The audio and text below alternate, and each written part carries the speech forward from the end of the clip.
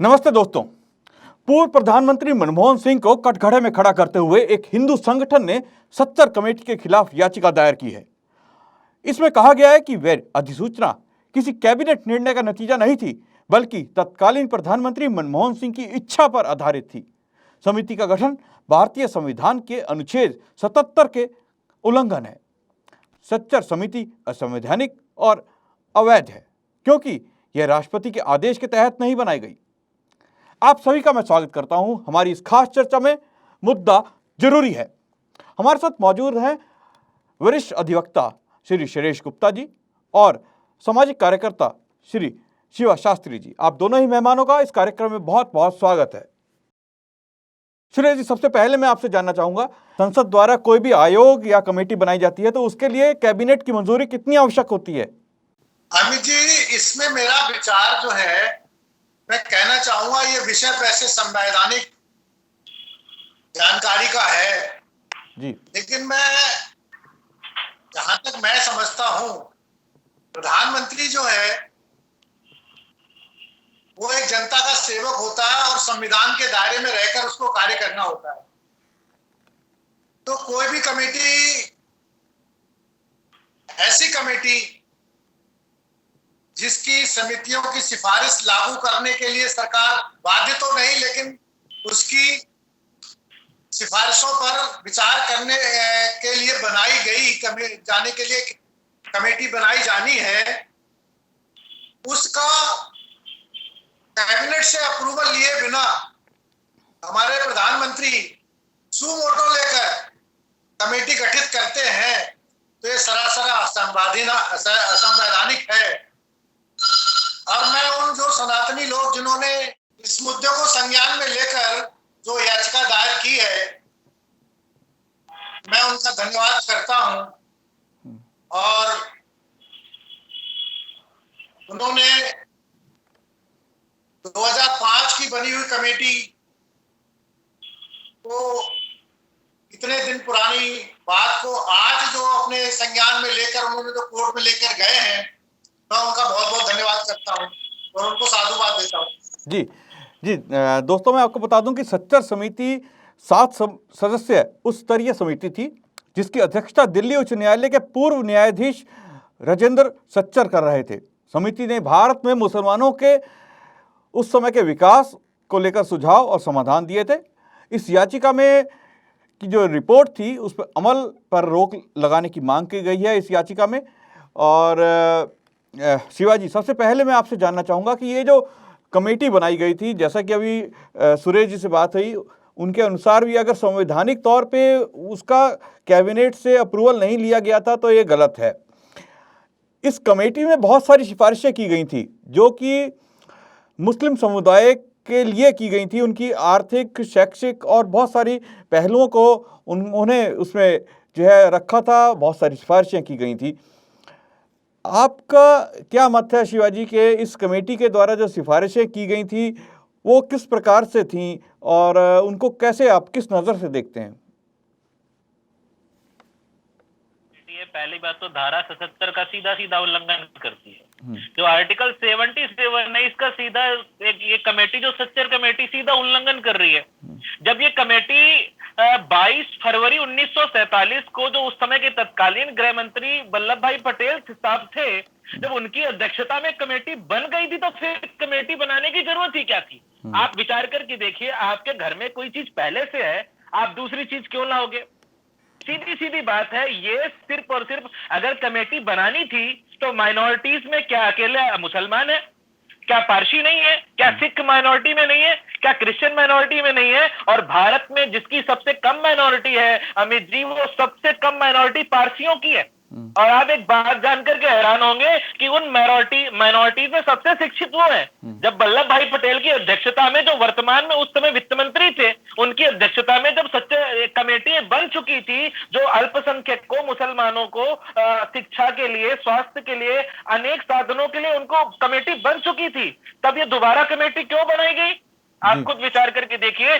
और ये कमेटी राष्ट्रपति बना सकता है, प्रधानमंत्री किस पहलू पर जाकर कमेटी को बनाने का प्रावधान ही नहीं है उसके अंदर, संविधान के अंदर। आप विचार करके देखिए, ये टोटल जिस प्रकार से टीवी को चलाने के लिए रिमोट पीछे से वर्किंग करता है, और कहीं ना कहीं मनमोहन साहब को चलाने के लिए कोई एक रिमोट पीछे से वर्किंग कर रहा था। जैसे जैसे उनको बताया जा रहा था, वो सिर्फ और सिर्फ उस पे हस्ताक्षर करके इस सच्चर कमेटी का गठन कर दिया, जो 2005 में हिंदुओं के खिलाफ इतनी बड़ी साजिश थी, और माइनॉरिटीज के खिलाफ, जो और माइनॉरिटीज हैं, चाहे वो सिख हैं, चाहे वो क्रिश्चियन हैं, चाहे वो पारसी हैं, चाहे वो जैनी हैं, उनके खिलाफ उनकी कमेटी क्यों नहीं बननी चाहिए? क्या उनको उनके अधिकार नहीं मिलने चाहिए?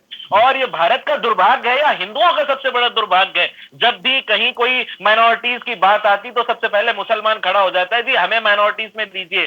जब उस माइनॉरिटीज में तुम्हारा नंबर तो ओबीसी में आता है, ओबीसी में तुम फायदा ले रहे हो, फिर तुम्हें अलग से क्यों सच्चर कमेटी चाहिए? और जब बन गई थी तो दोबारा कमेटी बनाने का मतलब यही था कि जो अन्य लोग हैं उनको माइनॉरिटीज में ला देना, उनके हकों को छीन करके इनको हक दे देना, जो आने वाले समय में आप वर्तमान में स्थिति भारत की देख सकते हैं। जो एक कमेटी 2005 में बनी, ये बिल्कुल गलत थी, बिल्कुल अवैधानिक थी, कोई तरीका नहीं था। ये तो जबरदस्ती हिटलरगिरी करके संविधान को बना दिया गया, सच्चर कमेटी को बना दिया गया, सिर्फ और सिर्फ वोट बैंक के लिए।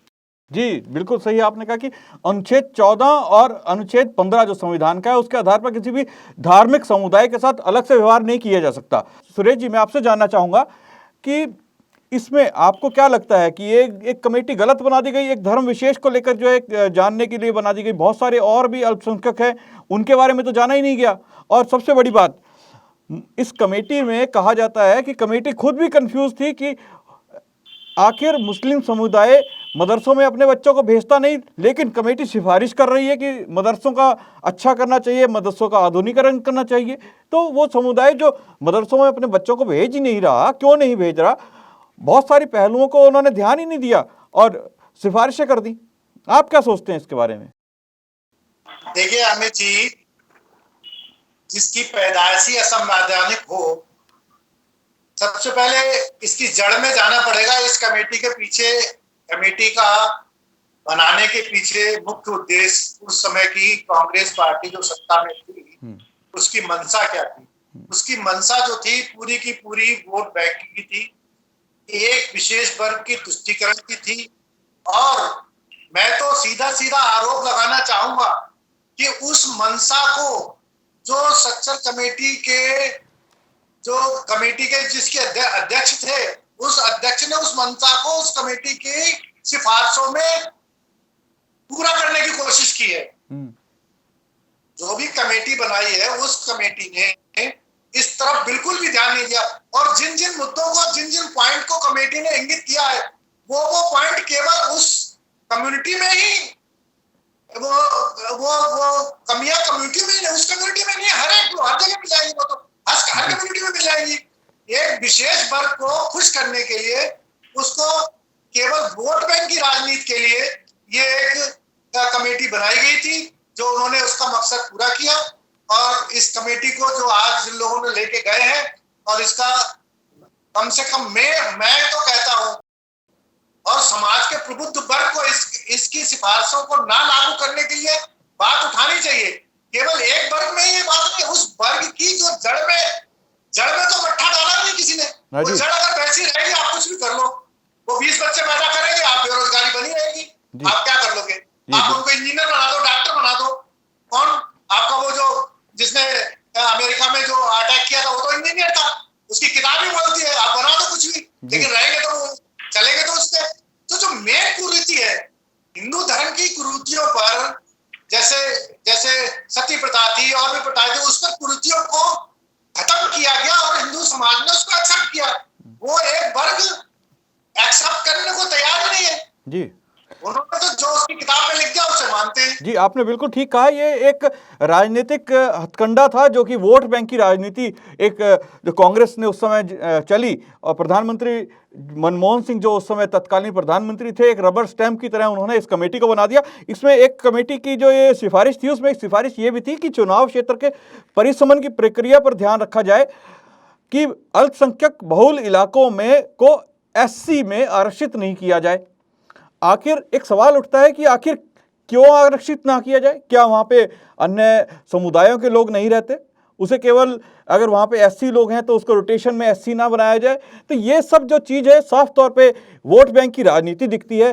शिवाजी, आप क्या कहना चाहेंगे? इसमें बहुत सारी चीज़ें कही गई थी, जिसमें कहा गया था मदरसों को हायर सेकेंडरी बोर्ड से जोड़ा जाए। एक बहुत बड़ी चीज़ थी कि मदरसों की डिग्री जो है उसको डिफेंस, सिविल और बैंकिंग के एग्ज़ाम के लिए मान्यता दे दी जाए, ताकि आप मदरसे से एक डिग्री हासिल करें कुरान की, और उसके बाद जो है आप हाफिज या कुछ भी बने और आप जो है सेना में या सिविल सर्विसेज या बैंकिंग में आप कैसे जा सकते हैं?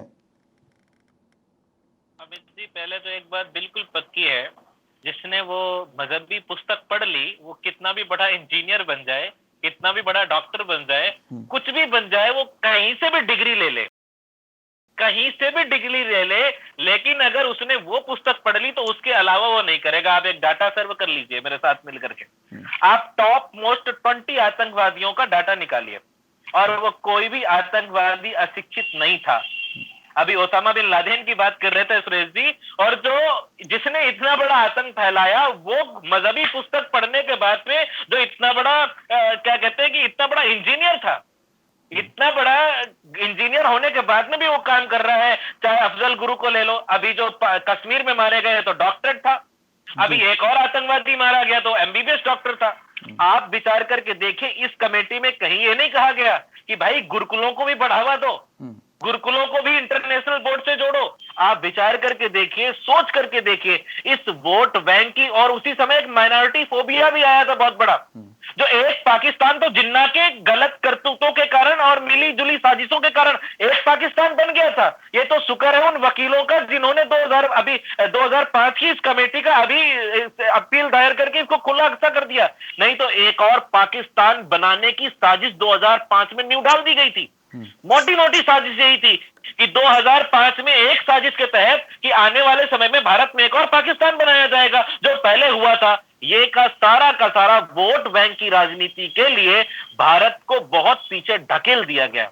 अगर ये भारत में वोट बैंक की राजनीति ना होती तो भारत जैसा विश्व गुरु था वैसा आज भी होता। अगर आज भी उतना बढ़ावा गुरुकुलों को मिलता जो सच्चर कमेटी के माध्यम से मदरसों को मिल रहा है, तो विश्वास मानना आज भी भारत से न जाने कितने राम कृष्ण स्वामी दयानंद, अनेक इंजीनियर, अनेक डॉक्टर निकलते। आप गुरुकुलों का डाटा उठा करके देख लो, गुरुकुलों से पढ़ने के बाद उन्होंने इंजीनियरिंग की, इंजीनियरिंग और डॉक्टरेट है, डॉक्टरेट होने के बाद में बड़ी बड़ी इंडस्ट्रीज में है, बड़े बड़े केमिकल्स में है, बड़े बड़े डॉक्टरी के पद पर है। जरा आप एक और डाटा सर्व कर लेना, जिस सच्चर कमेटी ने मदरसों की सिफारिश की है, एक भी डाटा सर्च करके देख लेना कि हजारों मदरसों का डाटा निकालना, अगर वहां से पढ़ने के बाद में वो नीट भी क्वालिफाइड कर लेता है, यूपीएससी भी क्वालिफाइड कर लेता है। अब उसका ताजा उदाहरण देख लो ना, 2-3 महीने पहले की बात है, एक इंस्पेक्टर साहब से जो अपनी दाढ़ी कटवाने को तैयार नहीं थे, क्या था मन में वहम। आप खुद सोच करके देखिए अमित जी, ये सारी की सारी सोची समझी साजिश थी। गुरुकुलों को खत्म करो, मदरसों को बढ़ाओ, जिससे भारत में आतंकवाद पैदा हो और भारत में इस्लाम की जड़ें मजबूत हो। उसके बाद अपने आप ही भारत में एक और पाकिस्तान बनाने की मांग उठेगी। एक और पाकिस्तान बना देना, हिंदुओं की जनसंख्या फिर छोटी रह जाएगी, फिर इसको धर्मशाला बना देना, फिर इसमें मुसलमान आकर के रह लेगा, फिर आने वाले समय में फिर एक और पाकिस्तान बनेगा। जिस प्रकार से इंडोनेशिया चला गया हमसे, कंबोडिया चला गया, बांग्लादेश चला गया, अफगानिस्तान चला गया, पाकिस्तान चला गया, नेपाल चला गया और कई देश हमसे चले गए। किस कारण से? हम वहां पर यही साजिशें हुई, आज भी यही साजिशें हो रही हैं। ऐसी कमेटियां बनती रही और ऐसी कमेटियों का खंडन ना हुआ, और अगर इन्हें खत्म नहीं किया गया तो एक और पाकिस्तान बन जाएगा। ये हम सब शुक्रगुजार है उन वकीलों का जिन्होंने इस कमेटी को सच्चाई को सामने लाए, और हम सबको पता ही नहीं था, अभी आधे हिंदुओं को नहीं पता था कि उनके खिलाफ ये साजिश की जा रही है। जी, ये बहुत वास्तव में बहुत बड़ी साजिश थी जिस प्रकार से आपने बताया। और अगर हम इसको देखें तो इसमें यह कहा गया कि मुस्लिम समुदाय को अनुसूचित जाति और जनजाति से भी पिछड़ा बताया गया, और उस समय के अगर उसके अंदर जो आंकड़े बताए गए हैं उसके हिसाब से उस समय मुसलमानों की भागीदारी प्रशासनिक सेवा में 3% थी। 3% IAS थे और 4% IPS थे। पुलिस बल में मुसलमानों की भागीदारी 7.60% थी। रेलवे में 4.5% मुसलमान उस समय में कार्य करते थे, जिनमें से 98.7% निचले पदों पर थे, और सरकारी नौकरियों में उनका प्रतिशत 4.9% बताया गया था इस कमेटी के अनुसार उस समय। और इस कमेटी ने यह भी कहा था कि मुसलमानों की साक्षरता दर भी राष्ट्रीय औसत से कम है। तो सुरेश जी, जिस प्रकार से अभी शिवा शास्त्री जी ने बोला, या हम ये इसके जो आंकड़े इसमें दिखाए गए थे, जो इसमें एक बातें बताई गई थी कि मुसलमान अनुसूचित जाति और जनजातियों से पिछड़ा हुआ है, ऐसा तो नहीं लगता। देश में अगर देखा जाए तो बड़े बड़े पदों पर बड़े बड़े बिजनेस आप देख सकते हैं, बहुत सारी जगहों पे मुसलमानों के पास बहुत सारे बिजनेस हैं आज हम देखते हैं। तो कहीं भी ये अनुसूचित जाति या जनजाति के जैसा तो कुछ नहीं है, इनसे कोई भेदभाव नहीं किया जाता इस देश के अंदर। तो आप क्या सोचते हैं इसके बारे में? आपने बिल्कुल ठीक कहा। अभी शिवा शास्त्री जी ने भी बिल्कुल इसी बात को मैं आगे बढ़ाता हुआ कहूंगा।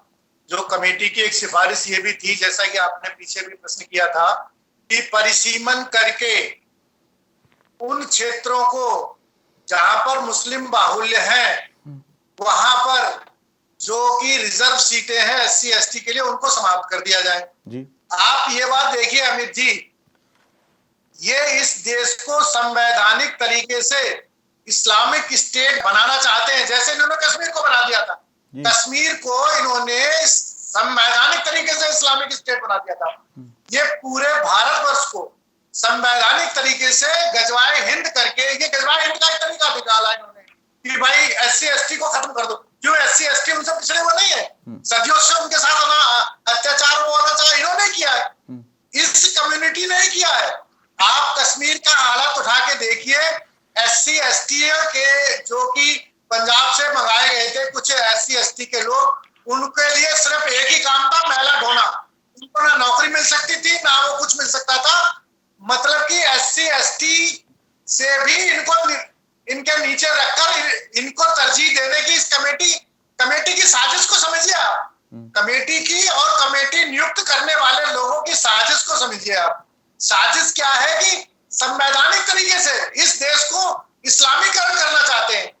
आप इनकी गहराई को और इसकी साजिश को तो समझिए। और ये तो जैसा कि शिवाजी ने कहा, जिन लोगों ने ये याचिका दायर की है, ये याचिका दायर करने से कम आज जो सोशल मीडिया इतना बड़ा साधन है कि जन जन तक हर बात पहुंच जाती है। जब सच्चर कमेटी की सिफारिशें दी गई थी तब शायद इतनी प्रचारित नहीं हुई होगी, लेकिन अब वो लोगों को पता चल जाएंगी कि कमेटी की क्या सिफारिशें थी और इन सिफारिशों के चलते हमारे जो राष्ट्र का था उस राष्ट्र का कैसे नुकसान होने वाला है, हमारे ताने बाने को कैसे बिगाड़ा जा रहा है। मतलब हमारा जो स्ट्रक्चर है हिंदुस्तान का, जो एक सामाजिक और जो स्ट्रक्चर, उसको कैसे खत्म किया जा रहा है, इस्लामिक स्टेट में बदलने की कोशिश की जा रही है। ये बहुत बड़ी साजिश थी जिसको इन सिफारिशों को कोर्ट को चाहिए कि इन पर रोक लगाए और नई कमेटी बनाए, वो सबके लिए हो, वो खाली मुस्लिमों के लिए क्यों? मुस्लिम आप ये अमित जी, आप इस पर मैं बड़ी मतलब आश्चर्य की बात है, जिन लोगों ने, जिस कम्युनिटी ने इस देश पर 800-900 साल राज्य किया और अंग्रेजों के शासन काल में भी जिन लोगों ने अच्छे पदों पर रहे, आज वो कमेटी सबसे पिछड़ी बता दी।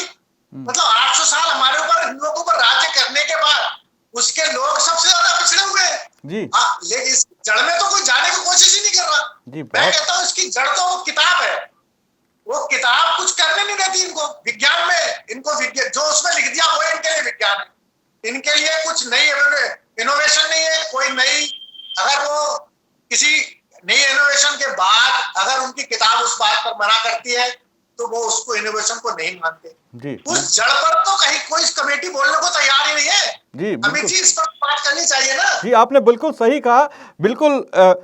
आज अगर एक मौलाना मस्जिद से कह देता है कि पोलियो की ड्रॉप्स मत पिलाओ, पोलियो की ड्रॉप्स पिलाने से बच्चों को, जिसे कह लीजिए, उन्हें नपुंसकता आ जाएगी, या फिर ये वैक्सीन नहीं लगवानी क्योंकि वैक्सीन जो है, वैक्सीन के अंदर जो है कोई जानवर का खून इस्तेमाल किया गया है, तो वो पूरा समुदाय उसका बहिष्कार कर देता है। कोरोना के दौरान कोई मास्क नहीं लगाता। अगर हम देखते हैं तो ये अंधविश्वास तो वहाँ कूट कूट कर भरा पड़ा है। और सनातन वैदिक धर्म नाम की जो इस संस्था ने ये जो याचिका दायर की है, इस याचिका को जरूर हम कह सकते हैं कि ये एक मील का पत्थर साबित होगी। अब सुप्रीम कोर्ट में ये याचिका दायर हुई है। और सुरेश जी और शिवाजी, मैं आपको एक और बात बताना चाहूंगा। बीते दिनों इलाहाबाद हाईकोर्ट ने केस के दौरान एक टिप्पणी की थी। उन्होंने कहा था बहुल नागरिकों को धर्म बदलने, मूल नागरिकों के द्वारा धर्म बदलने से देश कमजोर होता है। और इस तरह की कमेटियां जो सिफारिशें करती हैं वो एक धर्म विशेष के लिए कर रही हैं ताकि दूसरे धर्मों के लोग या दूसरे समुदाय के लोग उसकी ओर आकर्षित हों। और दूसरी चीज हम देखते हैं कि सिख भी अल्पसंख्यक हैं वो, और उनके भी स्कूल हैं, बौद्ध हैं, बौद्ध के मोनेस्ट्रीज में बच्चे पढ़ते हैं। तो क्या उनके जो बच्चे हैं वो सेना में या और सिविल सर्विसेज में, या फिर जो इस कमेटी ने सिफारिश की थी अलग अलग जगहों पर बैंकिंग में, वहां पर जो एग्जाम देने के लिए एलिजिबल होंगे, क्या वो लोग भी होंगे? केवल मुस्लिम धर्म के जो बच्चे हैं वो जो मदरसों से पढ़ के आएंगे उन्हीं को एलिजिबल किया जा रहा था इस कमेटी के द्वारा, बाकियों को नहीं? जी शिवाजी। अमित जी, ये देखिए, जिन लोगों ने इस भारत का खंडन करके एक अलग देश ले लिया, और दुर्भाग्य की बात है कि उन्हीं के लिए कमेटी बनाई जा रही है। आप ये सोच करके देखिए ना कि जिन्होंने भारत का बहुत परसेंट अलग ले लिया, भाई उनके लिए उनकी सिफारिशें कर रहे हो तुम। अरे जिन्होंने देश नहीं लिया है उनको प्रोत्साहन करो ना। आज भी आप यूपीएससी के एग्जाम में देखिए, आप इस्लामिक स्टडीज कितनी वैलिड है। आज भी आप देखिए, जिसका परिणाम अभी कुछ दिन केबीसी में हमें देखने को मिला, जिसमें बताया गया युवाओं के नेता कौन है, जिसमें उमर खालिद का नाम था, कन्हैया कुमार का नाम था। आप सोच करके देखिए किस विचारधारा से भारत को आगे बढ़ाए जाने का प्रयास किया जा रहा था। आप सोच करके देखिए, ऐसे लोगों के लिए कमेटी बना करके आज बड़ा दुर्भाग्य से मैं कहना चाहता हूं, मुझे दुख होता है इस बात को कहने के लिए कि हमारी वेदों के स्टडीज को यूपीएससी वैलिड नहीं देती है, हमारी अपनी कल्चर को यूपीएससी वैलिड नहीं देती है। लेकिन दुख की बात ये देखो कि इस्लामिक स्टडीज को यूपीएससी वैलिड देती है, और यूपीएससी के प्रिपरेशन के लिए जिस अखबार को सबसे ज्यादा वैलिड माना जाता है उसमें शायद वो अखबार इस्लामिक विचारधारा से प्रभावित है। आप ऐसे लोगों के लिए सच्चर कमेटी बनाए जिसमें अजीज प्रेम जी आते, जिसमें क्या कहते हैं कि हमदर्द के मालिक आते हैं, जिसमें हिमालय के मालिक आते हैं। ऐसे लोगों को जिनको फंडिंग पहले से प्रोवाइड हो रही है उनके लिए सच्चर कमेटी बना करके हिंदुओं का नामो निशान खत्म करना देना चाहती थी ये कमेटी। आप विश्वास मान करके ये कमेटी अगर कंटिन्यू 20 ईयर्स और वर्किंग करती तो हिंदू कटोरा लेकर के धरती पर आ जाता, उसके लिए कोई नौकरी नहीं होती, कहीं पर कुछ भी नहीं होता, और वो अकेले जमीन पर होता, उसका कत्लेआम होता। ये बिल्कुल सोची समझी साजिश थी। और मैं फिर से धन्यवाद करता हूं ऐसे वकीलों का जिन्होंने चाहे वो पराशरन साहब हो, चाहे सुब्रमण्यम स्वामी हो, चाहे वो उपाध्याय जी हो, ऐसे लोगों ने भारत की संस्कृति को, जो डूबी हुई संस्कृति थी अकॉर्डिंग टू संविधान, उसको बचाने के लिए बहुत वर्किंग कर रहे हैं। और हमें इनके सपोर्ट में, चाहे रामलीला के मैदान में आना पड़े, चाहे जंतर मंतर में आना पड़े, हमें ऐसे लोगों का सपोर्ट करना होगा, तभी हिंदू सुरक्षित रहेगा। नहीं हर प्रकार से संवैधानिक और बढ़ती जनसंख्या से खत्म करने के पूरे प्लान कर लिए गए। जी सुरेश जी, एक और याचिका राष्ट्रीय अल्पसंख्यक आयोग ने सुप्रीम कोर्ट में एक जवाब दाखिल किया है इसी शायद केस में कि धार्मिक अल्पसंख्यकों के लिए केंद्र सरकार को योजनाएं जो केंद्र सरकार की है उनको जायज ठहराया है। उसका कहना है कि जो हिंदू संगठन है उनके 6 सदस्यों ने याचिका दायर की थी जिसमें अल्पसंख्यकों के लिए विशेष योजनाओं के लिए आपत्ति जताई थी। तो आयोग ने सुप्रीम कोर्ट से कहा है कि भारत जैसे देश में हिंदू सशक्त हैं और यहाँ संविधान के आर्टिकल के तहत अल्पसंख्यकों को कमजोर वर्ग में माना जाना चाहिए, और सरकार का दायित्व है कि कमजोर वर्ग के लिए शैक्षिक और आर्थिक हितों को बढ़ावा दे। और उनका कहना है कि इससे जो बहुल वर्ग है वो कमजोर वर्ग को दबा नहीं पाएगा। ये जवाब राष्ट्रीय अल्पसंख्यक आयोग ने सुप्रीम कोर्ट में अभी दाखिल किया है। एक याचिका के उनसे जवाब मांगा गया था। तो आपको क्या लगता है, अब जो बातें हो रही हैं, इस तरह की जो याचिकाएं दायर की जा रही हैं, अब आज समाज जागृत हो गया है और उस शक्तियों के खिलाफ हो गया है जो देश को तोड़ने और एक धर्म विशेष को आगे लेकर पूरे समाज का जो ताना बाना है उसको खराब करने में जुटी हुई थी? अमित जी, 2014 के बाद ये एक समाज में परिवर्तन आया है। ये जो बहुसंख्यक समाज जिसको अभी तक हमेशा से दबाया गया, वो उसने बोलना आरंभ किया है 2014 के बाद। इससे पहले तो वो बोलता था, उसके ऊपर आरोप लगा के, मतलब कि जैसे कि भगवा आतंकवाद जी ऐसे ऐसे उसके आरोप लगाकर उसकी ना तो सुनी जानी और ना उसको कोई तवज्जो देना, क्योंकि विघटन था। 2014 के बाद एक अंगड़ाई आई है, एक जागृति आई है। उस जागृति ने, मैं तो कहता हूं ये जो अंदर से जो जागृति आई, इसको और प्रोत्साहन देना चाहिए। जी और इस प्रोत्साहन का ही नतीजा है जो आज आपको इस तरीके की याचिकाएं मिल रही है। जी बहुत तो ये मैं अमित जी कहना चाहता हूं, हमें इसका समर्थन करता हूं और आप सब लोगों को भी समर्थन करना चाहिए इसका। जी ठीक है जी। और इस पर एक बात मैं कहना ये चाहता था कि जैसे मैंने अभी आपको पीछे जैसे उदाहरण दिए थे हाँ जी कि आप जी बोलिए। अल्पसंख्यक के नाम से पीछे जो सच्चर कमेटी की एक वक्फ बोर्ड के बारे में उसको ताकत देने की भी बात कही गई है। जी अभी जी बिल्कुल आपको पता हो कि ना पता हो, जी आप ये समझिए वक्फ बोर्ड को जो पैसा जाता है वो इनडायरेक्ट वे से मौलवियों को सैलरी दी जा रही है। और मौलवी क्या कर रहे हैं? मदरसों में जिहादी शिक्षा दे रहे हैं। अच्छा, दूसरी बात है कि अमित जी आपको बताना चाहूंगा मैं, जी जी जी रोना रो रहे हैं कि अशिक्षा है, गरीबी है बहुत, मतलब कि, और जो अपने 52-53 जो इनके कंट्री हैं जिनको ये अपना माई बाप कहते हैं, हाँ जी वहां से अकूत धन आ रहा है इनके पास। जी उस धन का उपयोग उस लिए नहीं कर रहे अपनी शिक्षा के लिए और अपने उसके लिए, उस धन का प्रयोग कहाँ कर रहे हैं? जी आप पश्चिमी उत्तर प्रदेश में चले जाइए, आज से आप 20 साल 25 साल पहले गए होंगे, किसी रास्ते पर आपको शायद ही कोई मस्जिद नजर आ जाए, मंदिर तो 4 नजर आ जाते थे। जी अब आपको मस्जिदों की लाइन लगी मिलेगी। कहां से पैसा आ रहा है? जी आपने पैसा बहुत कहां आ रहा है? जी मतलब कि आप उनको एक तरफ तो कह रहे हो हम पिछड़े हुए हैं, इनके पास शिक्षा नहीं है, दूसरी तरफ उन कंट्रियों से अकूत धन आ रहा है। उस धन का अब जो सरकार आई है इसने कुछ रिस्ट्रिक्शन लगाई है, जी वही तो परेशानी है इनको। जी जो जी विरोध आज आपको सीए और जो तथाकथित आज जो किसान बैठे, इनके पीछे जो इनकी पीड़ा है वो दर्द तो यही है। जो इन पर जो रिस्ट्रिक्शन लग रहे हैं, जो बाहर से पैसा आ रहा है, हजारों कितने एनजीओ इन्होंने को बंद कर दिया गया, उनकी जो रजिस्ट्रेशन समाप्त कर दिया गया, यही तो दर्द है इनको। तो जो धीरे धीरे जागृति आ रही है, ये जागृति इस समाज की भलाई के लिए बहुत जरूरी है। और मैं कहता हूं ऐसी याचिकाएं और ऐसे जो सनातन के मानने वाले, सनातन के जो वकील, जो इस वकालत के पेशे में जो लगे लोग हैं, मैं उनसे कहना चाहूंगा कि ऐसे ऐसे मुद्दे और उठाएं और समाज, जब आप कोर्ट में ले जाओगे तो चर्चा होती है। सबसे जी बड़ी बात बिल्कुल ये है। हमारा इस कार्यक्रम का मकसद ही ये है कि ये मुद्दे जो जरूरी मुद्दे हैं समाज के लिए उनको लेके आना। और आपने बहुत सारी बातें इस चर्चा के अंदर बताई कि कैसे समाज में जागृति आई है और क्यों अब लोग इस प्रकार की याचिकाएं दायर कर रहे हैं। एक समय था कि एक वर्ग को दबा हुआ कुचला हुआ कह के उनकी बात सुनी जाती थी और दूसरे वर्ग को कहा जाता था कि तुम उनके ऊपर अत्याचार कर रहे हो, इसलिए तुम्हें बोलने का हक ही नहीं है, और उस वर्ग को दबा दिया जाता था।